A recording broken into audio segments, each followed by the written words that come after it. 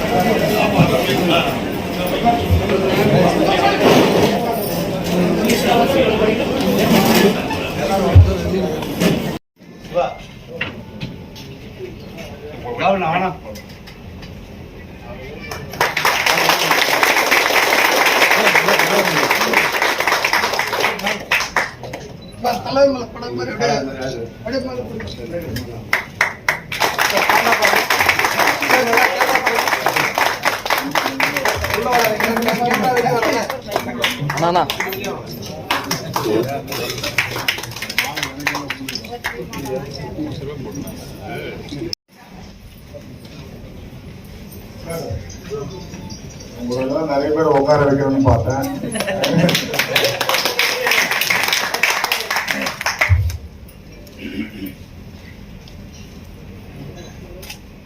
அனைத்து super star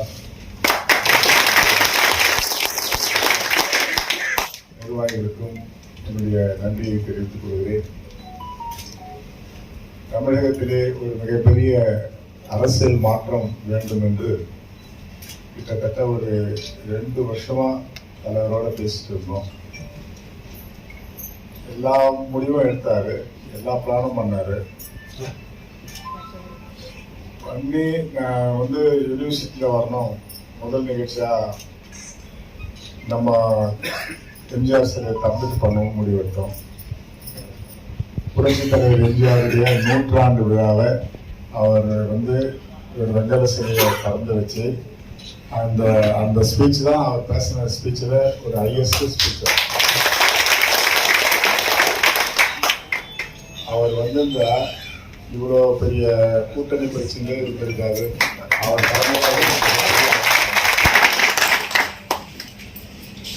கடைசியா Hyderabad shooting போறேன்னு போறதுக்கு முன்னே நான் அவர்கிட்ட பேசினேன். நான் எப்போ போனாலும் இன்னும் ஒரு 2 மணி நேரம் உட்கார வச்சிருவேன். ஹைதராபாத் போறதுல என்ன ஷூட்டிங்கு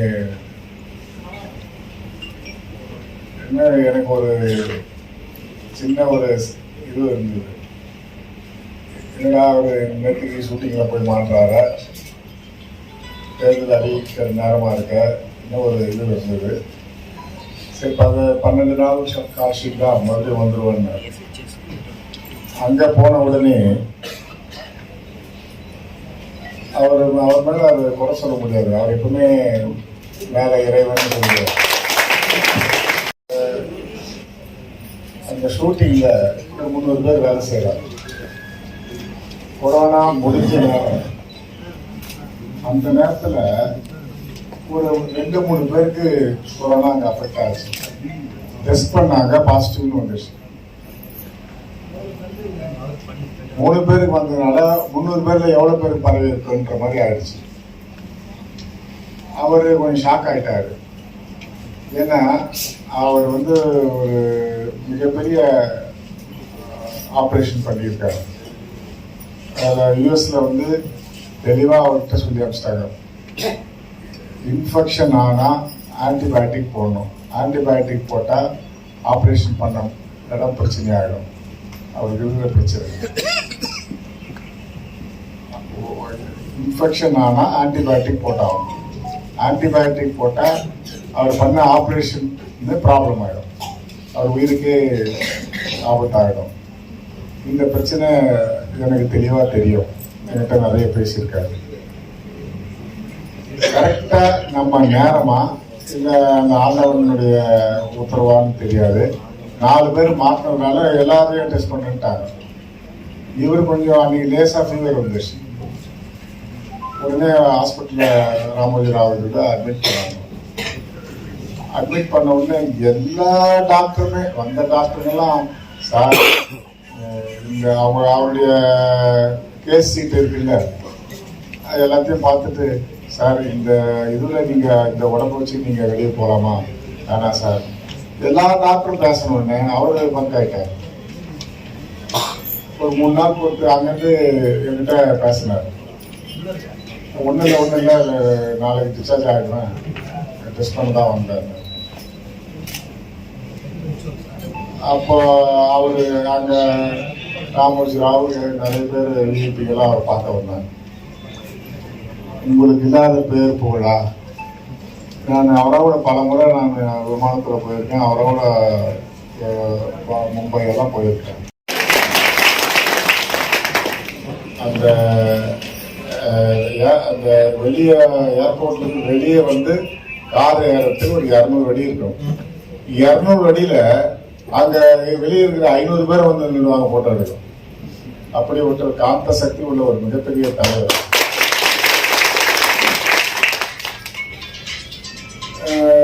நடிகர் சங்க நிகழ்ச்சிக்கு நான் அவரெல்லாம் அவரோட சேர்த்து போகிறோம். விமானமே மொத்த நடிகர்களுக்கு எல்லாருக்கும் புகழ் இருக்கு. மொத்த பேரும் சூப்பர் ஸ்டார் முன் சீட்டு, நாங்கள் பின்னால் 2வது இடம். மொத்த பேரை வந்து நீங்கள் போட்டோ எடுக்கணும்னு போட்டோ எடுத்துக்கிறாங்க.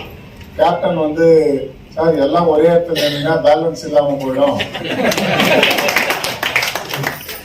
அன்னைக்கு எல்லாருமே அவரை இது பண்ணி ஒரு நடிகருக்கு பிறந்த நாள் அவர் ஒரு கேக் வெட்டி, அப்புறம் இவர் வந்து எல்லா சீட்டுக்கும் பின்னால போய், ஏன்னா கேப்டன் வந்து ஒரே இடத்துல நிற்காதீங்கன்னு 4 மணிக்கு போடும், 5 மணிக்கு ரூமுக்கு போகிறோம். இந்த 5 மணிக்கு வெடிகாலம் நைட் பூரா ஒரு 2000-3000 பேர் நின்றுகிறாங்க அவரை பார்க்கணுன்றதுக்காக மலேசியா. அப்போனா அவர் ராத்திரி பூரா அங்கே நின்றுக்கிறாங்க. நைட்டு வந்துடுவார், மார்னிங் ஃப்ளைட்டு பார்த்து அடுத்து எல்லாரும் கூட போட்டோ எடுத்துட்டு வரும். உள்ள போறாரு, மறுபடியும் வந்து வெளியே வரும்போது மறுபடியும் ஒரு கூட்டம் நிற்கிது. அடுத்து இந்த அவங்க நடிகர் சங்க நிகழ்ச்சிகளுக்கு போகிறோம். நாங்கள் போயிட்டு வரும்போதும் மிகப்பெரிய கூட்டம். அப்போ கமல் வந்து ஒரு மத்தியானத்துக்கு மேலே வந்தார். நானும் அவரும் ரொம்ப நேரம் அந்த ஃபங்க்ஷன்லாம் பார்த்துட்டு ஸ்டேடியத்தில் அங்கே நிறைய பேசணும். எல்லா பேச்சுக்கும் பின்னால அதை விட காலையில ஒரு கூட்டம் வந்ததுல அதுல பாதி பேர் நைட்டு 9 மணிக்கு திரும்பும்போது அவர் இருக்காரு. 12 மணி நேரம் நிக்கிறாங்க ஒரு கூட்டம் எடுத்து அவர் அதிசய மனிதன் தான். அவர் வந்து தமிழ்நாட்டினுடைய ஒரு பொக்கிஷம். அவர் தான் எவ்வளவு பேர் அழுதுருக்காங்க அவர் இல்லைன்னு அறிவிச்சவங்க. தமிழ்நாடே எதிர்பார்த்த இந்த நேரத்தில் அவர் இது போல ஒரு இது பண்ணது கொஞ்சம் நிறைய மீம்ஸ் எல்லாம் போட்டாங்க. அதனால நமக்கு இப்ப பாரு, எந்த நடிகரை வாங்காத அளவுக்கு 130 ரூபாய் 150 கோடி ஒரு படத்துக்கு வாங்குறாரு.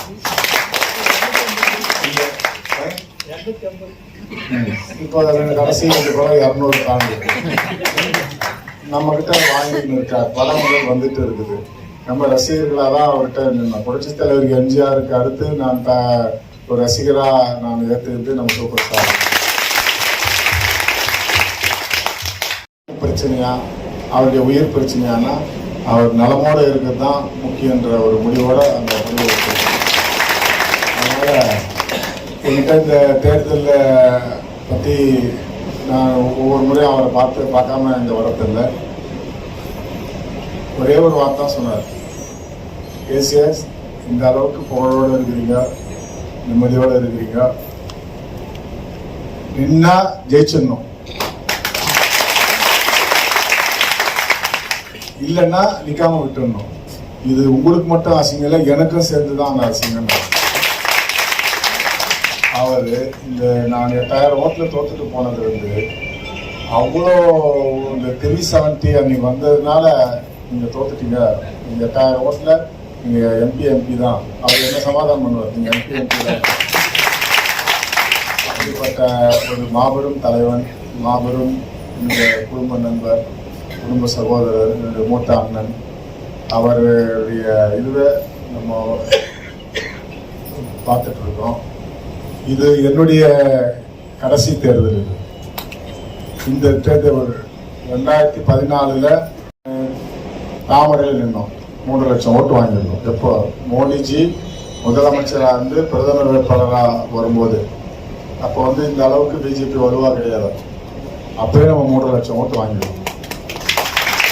அதுக்கு எல்லாரும் 3 லட்சம் 5 லட்சம் ஓட்டுல தோற்றும் போது 38 இடமும் தோற்ற பிறகு நம்ம வந்து 8000 ஓட்டுல தான் தோற்றுருக்கோம்.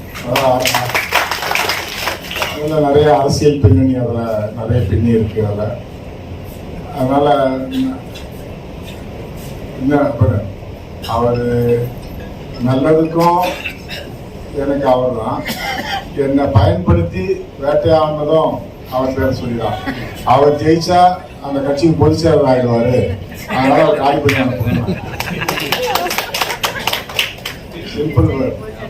அவர் ஜெயிச்சா அந்த கட்சிக்கு பொதுச் செயலர் ஆகிடுவாரு, அவர் ரஜினி சார் தலைவராக இருப்பாரு, இவர் கட்சி நடத்துவாரு, அவர் எம்பி ஆகக்கூடாது. நம்பி போனோம், அந்த நம்பிக்கையை அவங்க காப்பாற்றலை. அதனால வந்து நம்ம வந்து லாஸ்டா பிரதமர் மோடி அவர்களுடைய இன்னும் எனக்கு அழைப்பு இருந்துட்டு தான் இருக்குது. நான் திட்டவட்டமாக தெளிவாக சொல்லிட்டேன், பாரத பிரதமர் மோடியோடு தான் நான் கடைசி வரைக்கும் இருப்பேன். அதனால இந்த முறை வெற்றி பெறத்துக்கு நீங்கள் ஓட்டு போடுறது முக்கியம் இல்லை. நம்ம ஒரு சொன்ன மாதிரி ஒவ்வொருத்தரும் ஃபீல்டு ஒர்க்குக்கு போகணும். உங்களுக்கு 40 சொந்தம் இருக்கும், 100 நண்பர்கள் இருப்பாங்க. இதெல்லாம் மேலே நிர்வாகிகள் முடிவெடுத்து சொல்லுங்க. இந்த முறை தலைவர் வந்து சொன்ன மாதிரி இன்னும் இந்த 1.5 மாசமா நான் அவர் இன்னும் பார்க்கல. பார்த்தோம்னா ஏசிஎஸ் மறுபடியுமான்னு கேட்பாரு. அவர் நான் தோற்கடித்த அவரால் ஜீரணிக்கவே முடியல. ஒரு 100 முறையாக என்கிட்ட புலம்பிட்டார். விட்டுட்டீங்களா இந்த 370 தான், 370 இல்லைன்னா ஜெயிச்சிருக்குன்னு ரொம்ப டென்ஷனாக பேசுவார் வேற. அதனால என்னுடைய தோல்வி அவரை பாதிக்கும், மனசை பாதிக்கும். அதனால எனக்கும் அவங்க 320 மெடிக்கல் கேம்ப் பண்ணியிருக்கோம். ஒரு மெடிக்கல் கேம்ப் 12 லட்சம் 15 லட்சம் ரூபா செலவாகும். இப்போ எந்த இந்தியாவில் எந்த எம்பியும் செய்யாத வேலை 7 வேலை வாய்ப்பு முகாம் நடத்தி 14,500 பேர் வேலை. தமிழ்நாடு கவர்மெண்ட் 33 மாசத்துல 3000 பேர் தான் வேலை கொடுத்துருக்காங்க. நம்ம இந்த 7 மாசத்துல 500 கம்பெனியில கொண்டு வந்து 14,500 இளைஞர்களுக்கு வேலை வாங்கி கொடுத்துருக்கோம். அதே போல இளைஞர்களுக்கு கிரிக்கெட் போட்டிகள், அதுபோல் கபடி போட்டிகள், இது போன்ற பல்வேறு மாரத்தான், விழிப்புணர்வு, போதைப் பொருள், எங்க பாரு போதைப் பொருள், ஒரு சொட்டு சாராயம் இருக்கா தமிழ்நாட்டுன்னு ஆட்சி பண்ணாங்க. ஆனால் அந்த கடையில் அதிகமாக. அதே போல போதைப் பொருள் எங்கேயோ பணக்காரன் 2 பேர் யூஸ் பண்ணுவான். அது எல்லா இடத்துக்கும் வந்து கல்லூரிக்கு வந்து பள்ளிக்கூடம் வரைக்கும் வந்து 30 கோடி 50 கோடி 2000 கோடி போதைப் பொருட்கள் தமிழ்நாட்டுக்கு வந்துட்டே இருக்கு. அதனால இளைஞர்களுக்கு விழிப்புணர்வு ஏற்படுறதுக்கு மாரத்தான் போட்டிகள், அவங்க ஸ்போர்ட்ஸ் ஆக்டிவிட்டீஸ்லேயே போனால் இந்த பக்கம் வரமாட்டாங்க, கெட்ட பழக்கத்துக்கு வரமாட்டாங்க. இது போல பல பண்ணுறோம். கடைசியாக போன வாரம் மத்திய பிரதேச முதல்வர் வந்து முன்னாள் முதல்வர் ஒரு அடிக்கல் நாட்டு கார்பரேஷனில் என்னுடைய சன் பேரில் ஒரு 5 வருஷத்துக்கு முன்னே ஒரு 70 சென்ட் வச்சுருந்தோம். தேர்தலுக்கு உதவும், அதை கொடுத்துடலாம்பா, 12 ரூபா பேசியிருக்கோம். 12 ரூபா பேசியிருக்கோம், தேர்தலுக்கு உதவும், எலெக்ஷன் செலவுன்னு. நான் சொன்னேன், அந்த 12 ரூபா காகிதம் மாதிரி போயிடும், நம்ம பேரில் முதல் மண்டபம் துறப்பாடியில் கட்டுவோன்னு அடிக்கல் நாட்டு வேலை பண்ணிருக்கோம். லேண்டே 12 ரூபான்னா அதுக்கு மேலே பில்டிங் கட்டணும், டைனிங் கட்டணும். அதில் வந்து இன்னும் ஸ்போர்ட்ஸ் ஆக்டிவிட்டீஸ் பிளான் பண்ணுறோம். அதில் வந்து வேலைவாய்ப்பு என்றைக்குமே தமிழ்நாட்டில் என்னென்ன வேலைகள், பப்ளிக் நிறுவனங்கள் என்னென்ன வேலைகள், பிரைவேட் கம்பெனிகள் என்னென்ன வேலைகள், பட்டதாரிகள் வேலை இல்லாதவங்கலாம் வந்து அங்கே உட்காந்து அது வேண்டிய அப்ளிகேஷன் போகிறதுக்கு அதுபோல் ஒரு மையமும் ஏற்படுத்தும். இதுபோல் 6 தொகுதியிலும் 6 இலவச திருமண மண்டபம் கட்ட போகிறோம். அது நீங்கள் ஒரு கேரண்டியாக நீங்கள் எடுத்துங்க. நீங்கள் கிராமங்களில் ஊரில் போகும்போது எந்த கட்சியெல்லாம் இருக்குது, 5 வருஷம் அந்த கதிரானந்து என்ன பண்ணார், ஒரு விரல சொல்லு, ஒரே ஒரு டீ வாங்கி கொடுத்தாரான்னு வரல அவர். அவங்களுக்கு டெய்லி மணல் மாதிரி கொட்டல, இந்த தங்க மாதிரி கொட்டுச்சு அவங்க. அது போல எனக்கு கொட்டினா இந்த வேலூர் மாவட்டம் திருப்பத்தூர் மாவட்டம் திருப்பி போட்டுருக்கோம். ஒரு குட்டி துபாயை உருவாக்கிட்டு இருக்கோம். அதனால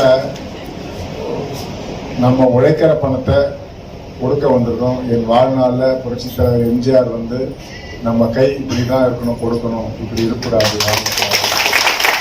அதுபோல நம்ம வளர்ந்துருக்கோம்.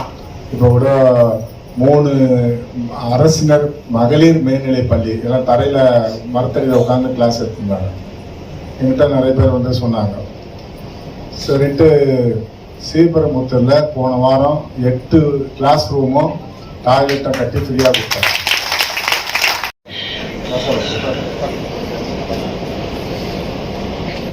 இந்த பாஷா பாயை நான் கூட்டி போயிருந்தோம். ஆனால் வந்து அவர் உங்களை ஆர்கனைஸ் பண்ணுற வேலை இருந்தார். இந்த வெள்ளி சனி ஞாயிறு 2 தொகுதிக்கு ஒரு 8,000 10,000 குடும்பங்களுக்கு ஒரு பாசுமதி அரிசி ஒரு அது பிரியாணிக்கு தேவையானது ஒரு 600 ரூபாய் மதிப்பில் வேலூருக்கு மட்டும் நாங்கள் ஒரு 6,000 குடும்பங்களுக்கு கொடுத்தோம். 2 இடத்துல கொடுத்தோம், 3 இடம் கொடுத்தோம். டோல்கேட்டில் கொடுத்தோம், குணவட்டத்தில் கொடுத்தோம், சைதாபேட்டில் கொடுத்தோம். இன்னைக்கு வாணிபாடி ஆம்பூர் விஷயம் தேர்தல் நேற்று 3 மணிக்கு அறிவிப்பாங்க. அரிசி பேக்கெட்டை கொடுக்க விட மாட்டாங்கன்னு நேற்று காலையில் 7 மணிக்கு ஆரம்பிச்சு வாணிபாடி 2 இடம், ஆம்பூர் 2 இடம், பேரணாம்பட்டு 1 இடம், குடியாத்தம் 2 இடம், நேற்று 2:45க்குள்ள நாங்கள் ஒரு 30,000 குடும்பங்களுக்கு கொடுத்துருந்தோம். அவங்க இஸ்லாமியர்கள் இந்த தாமரை அது நீங்க சுயேட்சையில் நில்லுங்கய்யா, நாங்கள் மொத்த இஸ்லாமியரை ஓட்டு போறோம்னாங்க. சுயேட்சை நின்று இந்த 15 நாள்ல சின்னத்தை ரீச் பண்ண முடியாது. 1. 2வது தாமரையில் நின்னாதான் ஒரு அமைச்சருக்கு போய் பொறுப்புக்கு போக முடியும். அதனால அவங்க போடுறாங்க போடல, சரி ரம்ஜான் மாசம் ஏழைகளுக்கு கொடுக்குறோம் நம்ம கொடுத்துருக்கோம். போட்டிருந்தாலோ இல்லை வெளியூர் போனவங்களை கூப்பிட்டு போட்டிருந்தாவோ 2 ஓட்டு போட்டிருந்தாவே நம்ம எம்பி ஆகிருப்போம், மந்திரி ஆகிருப்போம். அது சின்ன இதுல தோத்துட்டோம்ல. அதனால இந்த முறை எல்லாரும் இன்னைக்கு ஒரு முடிவு எடுத்துருக்கோம். உங்க குடும்பத்துல ஒரு அண்ணன் நிற்கிறாங்க, அதனால ஒரு மிகப்பெரிய வெற்றியை தேடி தரணும்னு இறங்கி நீங்க தேர்தல் பண்ணி ஆக்குமாறு உங்களை அன்போடு கேட்கிறேன்.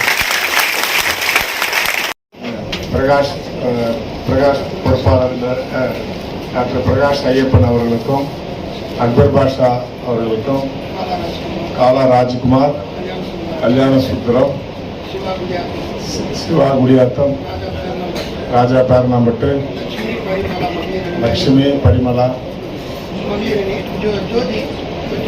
ஜோதி அணைக்கட்டு வக்கீல், சக்தி டாக்டர் மாதிரி எழுதிக்கிறார். டாக்டர் பிரிஸ்கிரிப்ஷன் கொடுத்தாரு. பாபு, முருகன், சக்திவேல், ஜோதி, அப்பா, ராஜேந்திரன், அருவி, சந்திரன், ஸ்ரீராமு, குப்பன், புத்தன், பாண்டு, மணி, ரபீனா, சிவா. உங்க எழுத்து உங்க